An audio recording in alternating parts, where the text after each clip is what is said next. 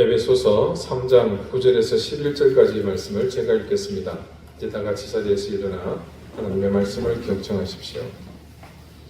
영원부터 만물을 창조하신 하나님 속에 감추어졌던 비밀의 경륜이 어떠한 것을 드러내게 하려 하심이라. 이는 이제 교회로 말미암아 하늘에 있는 통치자들과 권세들에게 하나님의 각종 지혜를 알게 하려 하심이니 곧 영원부터 우리 주 그리스도 예수 안에서 예정하신 뜻대로 하신 것이라. 아멘. 자리에 앉으시기 바랍니다. 하나님께서 이 말씀으로 우리에게 은혜 주시기를 원합니다.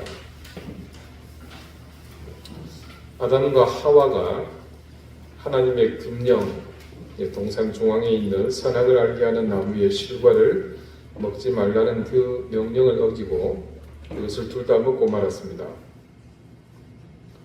창세기 3장에 기록된 당시, 그러니까 선악과를 따먹고 난 다음에 일어난 일을 창세기 말씀은 이렇게 증언합니다.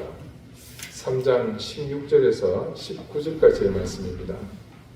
또 여자에게 이르시되 내가 네게 임신하는 고통을 크게 더하리니 네가 수고하고 자식을 낳을 것이며 너는 남편을 원하고 남편은 너를 다스릴 것이니라 하시고, 아담에게 이르시되 네가 내 아내의 말을 듣고 내가 네게 먹지 말라 한 나무의 열매를 먹었은즉 땅은 너로 말미암아 저주를 받고 너는 네 평생에 수고하여야 그 소산을 먹으리라. 땅이 네게 가시덤불과 엉겅퀴를 낼 것이라.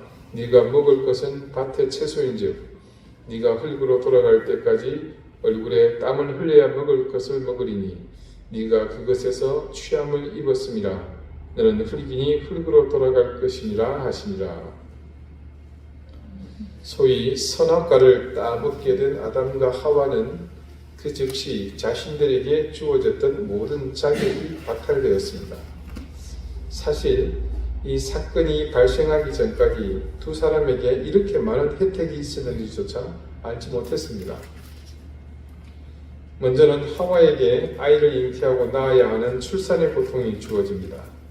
거기에 대해서 남편이 있어야 살아갈 수 있는 존재로, 거기에 더해 남편의 다스림을 받는 존재로 바뀌게 됩니다.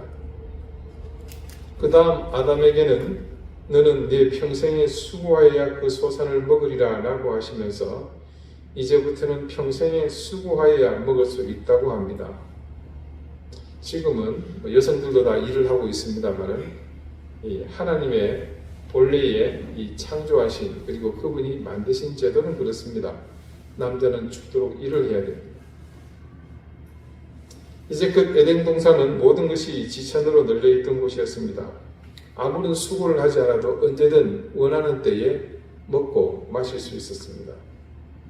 그런데 이 사건 이후 그런 에덴에서 살 수 없게 되므로 두 사람은 네가 흙으로 돌아갈 때에 얼굴에 땀을 흘려야 먹을 것을 먹으리니 라고 하신 말씀에 따라 평생을 일해야 하는 존재, 수고해야만이 먹을 수 있는 존재로 바뀝니다. 그리고 거기에 대해 하나님은 이들의 육체가 영원히 생명을 이어가는 것을 멈추게 하셨고 그들을 유한한 존재, 즉 육체의 죽음을 반드시 맞아야 하는 그런 존재로 바꾸셨습니다. 이것은 한마디로 하나님께서 창조하신 처음의 그 존재 자체가 본질적으로 변화된 것을 의미합니다. 흔히들 인류사를 뒤흔든 세 개의 사과가 있다고 합니다. 요즘 또 한 가지에 대해서 네 가지라고 그러는데, 하나는 방금 들으셨던 바로 아담과 하와가 따먹은 그 사과입니다. 선악과인데 통칭 사과로 그렇게 말을 하긴 합니다. 두 번째 사과는 만유인력을 발견한 아이작 뉴턴의 사과입니다. 이 만유인력의 발견은 인류 물리학, 특히 천체 물리학의 새로운 지평을 여는 위대한 발견이었습니다. 그 발견이 바로 나무에서 떨어지는 사과를 보면서 깨닫게 되었습니다. 그리고 세 번째는 프랑스 후기 인상파 가인 세잔이 그린 사과라고 합니다. 그래서 일명 세잔의 사과다. 인상파는 얼굴에 험한 인상을 쓰는 그런 사람들 말고요. 19세기 후반에 이제 화단의 중심이 프랑스였죠. 인상주의 미술을 추구하는 그런 유파를 말하는 겁니다. 그 당시 실증주의와 사실주의 영향으로 대상을 눈에 보이는 그대로 재현하려는 그런 움직임들이 많았습니다. 그래서 옥외에서 태양 아래 자연의 변화무쌍한 순간적 양상을 미묘하게 묘사하는 그런 일이 시도되었다고 합니다. 이 과정에서 표현상의 새로운 기법과 주관적 감각의 반영을 중시하는 이들이 생겨나게 되었는데, 이들은 자연을 하나의 현상으로 보고요, 빛과 이 대기, 이 빛이 아침부터 정오, 저녁이 되면서 변하거든요, 색깔이. 그래서 그런 변화되는 빛의 모습에 따라 그려지는 그 자연을 화풍에 담아낸 거죠. 그런데 세자는 그런 기존의 화풍이 아닌 전혀 다른 화풍을 제시합니다. 그런 화풍을 잘 드러낸 작품들이 바로 세잔이 무려 1000여 년까지 그렸다는 사과를 그린 정물화였습니다. 현대 최고의 화가로 자타가 공인하는 파블로 피카소는 그래서 이 세잔을 이끌어서 근대 미술의 아버지라고 걱정까지 했다고 하죠. 자, 첫 번째 사과인 아담의 사과는 이후 두 번째, 세 번째와는 근본이 다른 변화를 불러오게 되었습니다. 두 번째, 세 번째, 네 번째 얘기 안 했죠? 뭘 것 같아요? 스티브 잡스의 애플 얘기합니다. 이 네 개의 사과까지 언급을 하지만 첫 번째 사과로 꼽히는 아담의 사과는 나머지 나머지 세 사과의 변혁을 일으킨 물결과는 비교도 할 수 없는 인간 본성, 인간 삶 본질 자체의 근본적인 변혁이 일어났습니다. 창세기 3장의 말씀은 아담과 하와에게서 일어난 일들은 하나님의 징벌에 관한 것인데, 과연 하나님은 이들을 징벌하는 것으로 그 사건을 매듭짓고 마셨을까요? 그렇지 않습니다.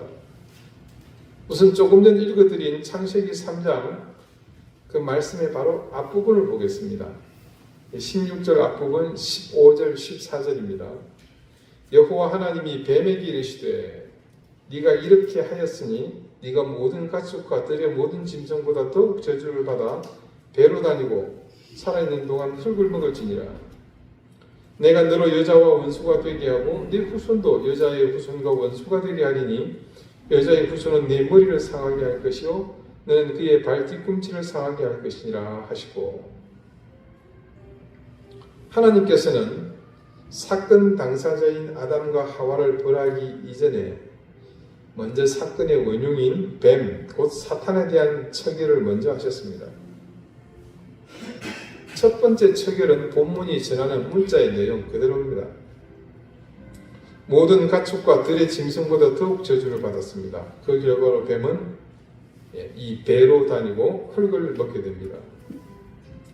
이 사건 이전에 뱀이 어떤 모습이었는지 알 수가 없어요. 이 꼬꼬대 서갖고 이렇게 했을까요? 단지 지금 우리가 만나는 뱀은 이 사건 이후의 모습일 뿐입니다. 뱀은 기본적으로 모든 사람이 싫어합니다. 땅꾼을 제외하고는요. 징그럽습니다. 그 징그러움의 실체는 바로 하나님의 저주 때문이죠. 딴 것보다도 이 땅을 기어다니는 그 모습 때문입니다. 하나님의 저주하신 결과죠. 지금이야 자연보호 어쩌고 생태계 저쩌고 하면서 그냥 못 건드리게 하지만 말입니다. 제가 어릴 적에는 모두가 합심하여 온 마음과 정성을 다하여 뱀을 때려잡았습니다. 우리 모님처럼 많이 웃으시는데 그렇게 많이 하셨었죠. 지나가다가 뱀을 만나면 그냥 가는 법이 없습니다. 즉시 돌을 집어들고는 응징합니다. 그건 이 뱀이라는 생물, 파충류에 관한 것이고요. 그 다음 15절 말씀은요, 조금 이 결이 다릅니다. 한번 읽어볼까요? 이게 상당히 중요한 내용인데요. 내가 너로 여자와 원수가 되게 하고 너희의 후손도 여자의 후손과 원수가 되게 하리니 여자의 후손은 네의 머리를 상하게 할 것이요 너는 그의 발꿈치를 상하게 할 것이니라 하시고, 자, 내용은 좀 어렵습니다. 우선 결론부터 말씀드리자면 이 15절을 일컫는 수식하는 수식어가 있습니다. 이름하여 원시복음이다 이렇게 부릅니다. 자, 내용은 이제 점차 설명을 드립니다. 예수 그리스도께서 이 땅에 오시고 그분이 우리의 모든 죄를 대속해서 십자가에서 피 흘려 죽으셨습니다. 우리가 그것을 믿고 영접하면 우리는 어떻게 됩니까? 구원받은 하나님의 백성이 되죠. 복음은 바로 이 한 가지를 말하는 유일한 말입니다. 그런데 그 복음 앞에 수식어가 붙었어요. 원시라는 말입니다. 이게 뭡니까? 아주 오래된 어쨌든 기원. 원시인 그러면 별로 치장을 하지 않고 세상에 물들지 않는 사람이죠. 이게 언제나 그것을 얘기할 때 쓰는 말입니다. 그러니까 의미상 복음 이전의 복음, 순수한 원형으로서의 복음이다. 이렇게 이해하는 것이 좋을 듯합니다. 그래서 이 원시 복음을 정의하기를 이렇게 말하고 있습니다.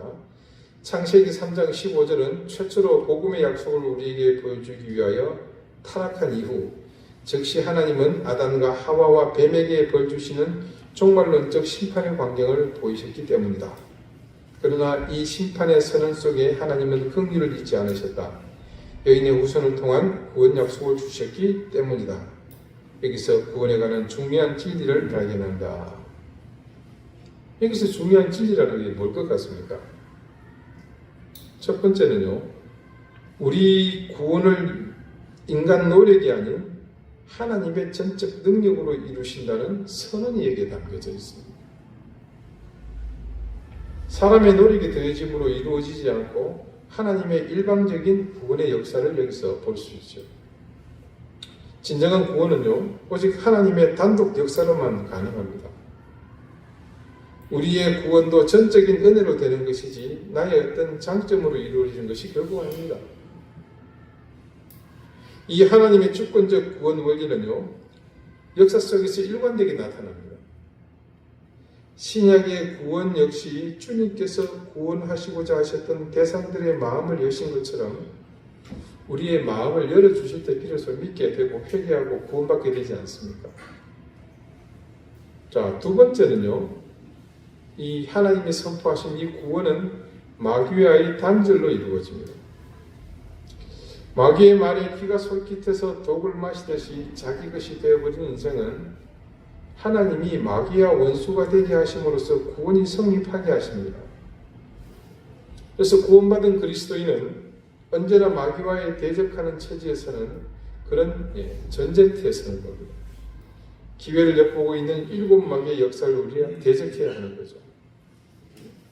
평강의 하나님이 속히 뱀의 머리를 상하게 하시리라는 약속을 받고 있는 사람들이 바로 그리스도인인 겁니다. 그러므로 우리의 할 일은 주님이 마련하신 하나님의 전수 갑주를 취하는 일만이 남아 있습니다. 마지막으로 구원이란 연합을 가리킨다 이렇게 보는 겁니다. 하나님과의 연합이 바로 구원이다. 마귀와 원수가 되고 대신 하나님과의 연합을 이루게 됩니다. 공중의 권세 잡은 자를 따르던 신분이 오직 주님만을 따르는 신분으로 바뀝니다. 그리스도 안에서 죽고 그리스도 안에서 다시 살아 그리스도 안에서의 승리 자리로 올라가는 것이 바로 구원이라는 겁니다. 이 그리스도의 구원은 죄에서 검진받는 초보적 부분에서 하나님과 떨어질 수 없는 연합의 자리로 나가는 것이다. 우리가 아는 것과 같이 이 예언은 정말 그리스도가 오심으로 우리 안에서 성취되었습니다. 구원받은 우리, 이 그리스도인의 구원은 바로 이 세 가지 절대적 요소를 골자로 하고 있습니다. 결국 우리는 하나님의 전적 은혜로 구원받은 사람이라는 사실은 분명합니다. 그러므로 우리는 또한 마귀와의 대적하는 용사로서 부름을 받았다는 사실도 우리는 알아야 합니다. 마귀와의 대적이라는 중요한 사실은 우리가 하나님과 영원한 연합을 이루게 되었다는 것이고 종국에는 이를 통해서 우리의 구원이 완성된다는 사실을 알게 됩니다. 자, 여러분, 이것이요 우리가 생각지도 못했던 그 오래전 이 인류를 위해 하나님이 아직 제대로 형성도 되지 않은 인류라는 공동체를 향해서 선포하셨습니다. 그래서 인류의 기원이 기록된 이 최초의 말씀에 대해서 원시 복음이라는 이름을 당연히 붙였던 겁니다. 그 원시 복음에 해당하는 창세기 3장 15절 말씀을 제가 다시 한번 읽어보겠습니다. 내가 너로 여자와 원수가 되게 하고 너의 후손도 여자의 후손과 원수가 되게 하리니 여자의 후손은 네 머리를 상하게 할 것이요 너는 그의 발꿈치를 상하게 할 것이니라 하시고. 자, 여자와 뱀이 즉 사탄이 원수가 된 것은 달리 설명할 필요가 없습니다. 자, 그런 이유로 이후 여자의 후손과 사탄은 지속해서 원수가 될 운명이 되었습니다. 그리고 여기서 더 중요한 사실 하나, 여자의 후손이 뱀의 머리를 상하게 할 것이라는 말씀입니다. 여러분, 뱀을 잡는 땅꾼들을 보면요, 제가 왜 뱀 이야기를 이렇게 자연스럽게 하느냐면요, 제가 어린 시절 살던 그 집에 새들 사시는 윗집에 계시는 분이 땅꾼이셨어요. 뱀을 무지하게 많이 잡는 거예요. 그 집 주변에 뱀이 너무너무 많았습니다. 그래서 제가 좀 압니다. 자, 연륜이 있는 노련한 땅꾼은요, 뱀을 보면 그저 즉시 손을 뻗어서 뱀의 머리를 잡습니다. 그러면 이 길쭉한 몸이 이 뱀머리 때문에 어떻게 하지를 못해요. 처음 일을 시작하는 사람은요, 손으로 하기보다는 이렇게 작비거리인데 끝이 Y자로 갈라져 있습니다. 그럼 그걸 보고 그걸로 뱀의 머리를 눌러요. 목 부분을 누르면 꼼짝을 못 하거든요. 그럼 이제 그 손으로 머리를 집어서 자리에 담습니다. 즉 여자의 후손이 머리를 상하게 한다는 것은 뱀, 그러니까 사탄은 실제로 어떻게 하는 겁니까? 제압한다는 그런 뜻입니다. 그런데 뱀에게도 하나님은 공평하게 기회를 주시죠. 그게 뭐였습니까? 여자의 후손에게 어떤 상해를 입힙니까? 발꿈치를 상하게 할 것이라는 그런 공평한 기회를 함께 부여했습니다. 자, 그러면 여기서 의문이 생기죠. 그럼 여자의 후손은 대체 누구를 지칭하는 것이냐? 문맥으로 보자면 대답은 간단합니다. 모든 사람은 남자의 씨를 통해서 세상에 태어납니다. 그런데 여자의 몸에서 그냥 태어난 사람이 있죠. 즉 여자의 후손은 오로지 한 사람, 바로 동정녀 마리아에게서 태어난 예수님을 말하는 겁니다. 자, 그렇다면 여기서 말하고 있는 여자의 후손과 사탄의 대결 구도가 쉽게 이해가 됩니다. 하나님께서 인류라는 공동체가 세상에 성립되기 전에 이런 복음을 먼저 선포하셨을 때는 무슨 얘기겠습니까? 이후로 이 세상이 그런 세상으로 이어진다는 것을 의미합니다. 하나님은 우리가 아는 것처럼 역사를 주관하실 뿐만 아니라 이 우주 만물을 움직이시는 실체이시기 때문입니다. 하지만 여자의 후손이 뱀의 머리를 밟기까지는 긴 시간이 걸렸습니다. 그런 시간에 대한 표현이 오늘 본문의 말씀이 다음과 같이 등장하고 있죠. 9절과 11절에 기록된 뭡니까? 영원부터라는 표현입니다. 이는 하나님이 이 땅을 시간 속에 구속하시기 이전의 시기를 말합니다. 근데 시간의 창조자신 하나님께서는 우리와 전혀 다른 차원의 시간관을 가지고 계시잖아요. 그분은 우리처럼 시간에 예속되는 분이 아닙니다. 왜요? 이 시간은 본인의 창조물이기 때문에 그렇습니다. 우리는 결코 건너뛸 수 없는 한계가 있죠. 우리의 시간은 뭡니까? 과거와 이어지는 현재, 그리고 다가올 미래. 그렇게만 흘러갑니다. 우리는 그 흐름 속에서 벗어날 수가 없죠. 그 안에 갇혀 있는 셈입니다. 그렇지만 하나님은 그 시간의 흐름 위에 계십니다. 그렇다면 우리는 여기서 한 가지 사실에 대한 분명한 확신을 갖게 됩니다. 그것은 시간의 절대 주관자이신 하나님이시기에 그분의 사역은 시공을 초월하여 우리에게 반드시 이루어질 뿐 아니라 그 시간의 테두리 속에서 일관되게 우리를 향해 그 뜻을 지속하실 수 있다는 겁니다. 곧 영원부터 우리 주 예수 안에서 예정하신 뜻대로 하신 것이다. 도대체 영원부터 지금까지 예수 안에서 예정하신 뜻대로 하신 것이 무엇이라는 말씀입니까? 그리고 그 예정하신 뜻이 종결되는 시점 혹은 지점은 어디라는 말씀입니까? 이 의문에 대한 대답은 여러분 모두에게 있습니다. 첫 번째 의문, 예정하신 뜻대로 행하신 그 일의 실체는요, 성경 말씀 전체가 증언하고 있는 모든 사실을 일컫습니다. 여러분 성경을 읽으실 때마다 용납하기 힘든 일들을 여러 곳에서 발견하시죠. 저희 외조모님이요, 이제 외할머니가 살아생전 남편 없이 두 딸을 키우면서 지독하게 아끼고 그렇게 사셨습니다. 그런데도 부처님께는 한없이 풍성히 가져다 바치시는 큰 손으로 독실한 보살님으로 사시다가 제 어머니의 가진 회유와 협박, 설득과 전도 끝에 복음을 영접하셨습니다. 워낙에 누구를 믿든 독실하신 분이라 복음을 받아들이고부터는 밤낮으로 성경책으로 파고 들어가십니다. 이 초창기 이분이 아브라함의 조카 이 롯의 일을 읽고는 제게 난감한 질문을 하셨습니다. 아시는 것처럼 내용이 어떻습니까? 조카 롯이 소돔과 고모라에서 살고 있었잖아요. 그곳이 타락할 대로 타락해서 하나님이 유황불 심판을 내리십니다.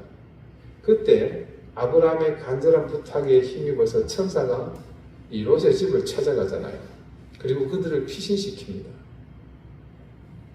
근데 그때 롯의 아내가 돌아보지 말라는 명령을 어기고 되돌아보면서 소금 기둥이 되고 말죠. 그 이후에 어떤 일이 벌어집니까? 롯의 두 딸이 아들이 없으니 대가 끊어진다고 아버지에게 독한 술을 먹이고 이 번갈아 순차적으로 아버지와 동침을 하게 되고 그리고 아이들을 가지게 되잖아요. 그게 모압과 암몬의 조상 아닙니까? 그러니까 실제 말로 빌어먹을 집안이었던 거예요. 그 후손들은. 그러니까 모압과 암몬은 절대로 이스라엘 공동체 교정에 못 들어왔습니다. 자기들 핏줄은 맞잖아요. 그런데도 불구하고. 자, 이 얘기를 듣고 와서 도대체 이게 뭐냐고 저한테 따지시는데 참 난감하네. 세상 천지의 가장 고귀한 언어로 기록된다고 할지라도 시원찮을 이 성경에 거기다가 가장 은혜스러운 이야기가 실려도 더욱 시원찮을 판에 이렇게 진짜 말로 골 때리는 이야기가 실려 있으니까 얼마나 기가 찰 노릇입니까? 이런 이야기는 이것 하나로 그치는 게 아니죠. 조금만 지나가 보면요, 아브라함의 아들, 이삭의 아들이었던 야곱이 며느리 다말과의 사이에 베레스와 세라라는 쌍둥이를 낳지 않았습니까? 아버지와 딸도 모자라서 시아버지와 며느리까지 등장해서 그야말로 이건 어디 사건 사고 옛날에 그 뭐 빨간 잡지에나 나올 듯한 그런 드라마가 거침없이 펼쳐집니다. 성경 말씀은요, 하나님께서 타락한 인류의 시조 아담과 하와를 앞에 두고서 그들에게 징벌을 내리시는 듯 했지만 그 시점으로부터 인류를 구속하시기 위한 대장정을 시작하셨습니다. 조금 전에 말씀드린 그런 막장 드라마 같은 이야기가 결국에는 하나님이 우리를 구원하시기까지 이어오신 경륜의 한 지류였습니다. 그 대장정은 도도하게 그리고 고고하게 흘러가는 대화가 아니라 온갖 풍파와 시련, 왜곡과 수치, 그리고 모순과 더럽힘으로 점철되는 숱한 역사를 떠안은 채 온갖 것들이 뒤섞인 탕류가 되어서 그 물결이 오늘의 우리에게까지 이어진 것입니다. 그 흐름의 목적은 단 하나, 무엇이었습니까? 오직 저와 여러분, 우리를 구원하시기 위함이었습니다. 다시 그 원시 복음의 이야기로 가보겠습니다. 우리가 여기서 자칫 지나쳐버리기 쉬운 사실이 한 가지가 또 있습니다. 뱀이 여자의 후손, 즉 예수님의 발꿈치를 물 것이라고 하나님께서 말씀하셨습니다. 여러분 아시다시피 주님께서는 이 땅에 하나님의 아들로 오셨으나 그것은 명분상일 뿐이고 실제 그분의 삶은 거짓골에서 거의 벗어나지 못하는 그야말로 나사렛 저 촌동네 출신 그저 촌놈일 뿐이었습니다. 거기에다가 그분은 그 땅에서 그 시대의 주류들에게 온전한 대접을 받지 못했습니다. 대접이 뭡니까? 그들이 예언의 말씀을 따라 이 땅에 오신 메시아를 부정했고 심지어 그를 능멸하다 못해 때리고 욕하고 모욕을 주었고 마침내는 어떻게 했습니까? 십자가에 매달아 죽여버렸잖아요. 메시아이신 예수님의 인생은 그 역사 속에서는 실패 그 자체입니다. 그런 표면적 이유 때문에 제자들은 뿔뿔이 흩어졌고 가장 신뢰할 만한 제자는 3번이나 부인하고 심지어 저주까지 퍼붓지 않습니까? 그때 그분이 십자가에서 돌아가신 직후 세상은 모두가 그를 실패자로 여겼습니다. 그때 예수님이 숨을 거두실 때 누구보다도 그 사실에 기뻐 감격하며 난리 부르스를 춘 존재가 있는데 누굽니까? 바로 뱀, 사탄이었습니다. 하나님이 지적하셨던 뱀의 유일한 복수, 공격의 핵심, 여자의 후손 발꿈치를 물었다는 것은 바로 이 사실을 의미합니다. 그래서 갈보리 앞에서 그곳에 세워진 십자가 형틀에서 사탄은 승리했습니다. 첫사람 아담과 하와가 선악과를 따먹도록 유혹해서 최초의 승리를 거둔 것처럼 그 역시 사탄의 승리로 끝날 줄 알았습니다. 그러나 사탄은 여자의 후손, 메시아이신 주님의 발꿈치를 물었을 뿐 그분을 궁극적으로 죽게 하지는 못했습니다. 사탄이 착각한 것이 하나가 있었죠. 자신의 권세로 알았던 죽음도 하나님의 권세 아래에 있었으며 하나님이신 우리 주님은 음부의 권세가 이기지 못했고 그 권세를 이기시고 부활하심으로 사탄의 공격이 결국은 허사가 되고 말았습니다. 자, 오늘 본문 11절 말씀을 봅시다. 곧 영원부터 우리 주 그리스도 예수 안에서 예정하신 뜻대로 하신 것이라. 이 말씀은 하나님께서 행하신 모든 사역에 해당되는 말씀이기도 하지만 종국에는 바로 이것, 사탄의 권세, 죽음의 권세를 이기시고 부활하셔서 우리를 죄와 사망의 권세에서 건져주셨다는 사실을 의미합니다. 뱀의 머리를 밟아서 완전히 승리하셨다는 말입니다. 결국 하나님의 오이코노미아 미스테리온이 지향하고 있었던 것이 바로 이것이었습니다. 그 경륜의 비밀이 지향하는 것이기도 했지만 종국에는 그 자체였다는 결론에 또 도달하게 됩니다. 여러분, 바울은 자신을 만삭되지 못해서 난 사람과 같이 자신을 철저하게 낮추었습니다. 어디 그뿐이겠습니까? 자신이 평생 일구온 그 학문을 배설물로 여길 정도로 그는 철저하게 하나님 앞에서 겸손했습니다. 그것은 자신이 하나님의 권능 앞에서 그런 존재라는 실존적 고백이기도 하지만 결국은 복음을 이방에 전하는 책임을 맡은 자로서 세상의 모든 미천한 사람들을 위해 스스로 초석이 되려던 그런 의도가 포함된 것이기도 합니다. 여러분, 사순절 2번째 주일이 시작이 되었습니다. 매년 이 시간이 되면 제가 강조하는 것이 있죠. 그것은 주부에 기재된 문구입니다. 주님의 고난과 십자가를 기념하는 사순절입니다. 기도와 말씀 묵상을 통해 자신을 살피며 주님의 고난과 십자가 앞에 겸비하는 시간이 되기를 바랍니다. 해마다 일부 약간의 문구가 바뀌는 것은 있어도 여러분에게 제가 말씀드리고자 하는 내용은 대동소이합니다. 주님의 고난을 여러분에게 무조건 주입하는 것은 바람직하지 않은 방법입니다. 그런데 우리가 스스로 주님 앞에 겸비하여 내 자신을 낮추고 기도와 말씀에 전념하다 보면 하나님은 반드시 그렇게 엎드린 사람에게 특별한 은혜를 주십니다. 그 은혜의 실체가 무엇이겠습니까? 그것은 바울이 지금 우리에게 본을 보여준 것처럼 그런 행동 가운데 깨닫게 되는 놀라운 은혜, 고난 가운데 숨겨진 귀한 비밀을 알게 되는 겁니다. 그 은혜의 핵심이 바로 오늘 말씀에 소개되고 있습니다. 하나님은 우리를 구원하시기 위해 영원부터 지금까지 한결같은 모습으로 그 역사를 이어오고 계신다는 사실입니다. 우리가 의지하는 것은 이것 하나뿐입니다. 하나님은 영원부터 지금까지 우리의 모든 시간에 존재하시면서 여러분 각자 한 사람 한 사람의 인생을 섭리하시고 첫사람 아담이 보기 좋게 쏟아버린 영생의 길을 다시 저와 여러분에게 열어주시기 위해 그 예정하신 뜻대로 행하셨던 겁니다. 여러분, 누군가는 쉽게 이런 말을 합니다. 성경 말씀 속에 있는 이야기들은 전부 남의 나라 이야기, 다른 민족에 관한 이야기가 아니냐. 여러분도 그렇게 생각하십니까? 그래서 열어서 일부만 읽으면 자동으로 잠이 쏟아지는 겁니까? 결코 아닙니다. 이 기나긴 역사의 기록은 바로 오늘 저와 여러분에게까지 이어지는 물줄기를 기록한 겁니다. 바로 우리를 향한 그분의 그런 의지를 문자로 담아 놓은 겁니다.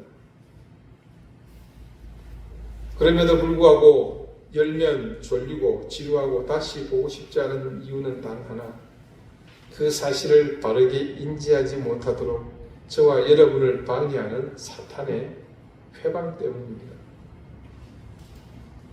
주님의 고난과 십자가를 묵상하며 살피는 이 시간을 통해 여러분에게 더욱 깊은 통찰을 통해 이 경륜의 비밀, 영원부터 우리 주 그리스도 안에서 예정하신 뜻대로 행하고 계신 하나님의 일하심을 이 시간들을 통해 더욱 깊이 느끼시는 그런 은혜가 여러분에게 있으시기를 바랍니다.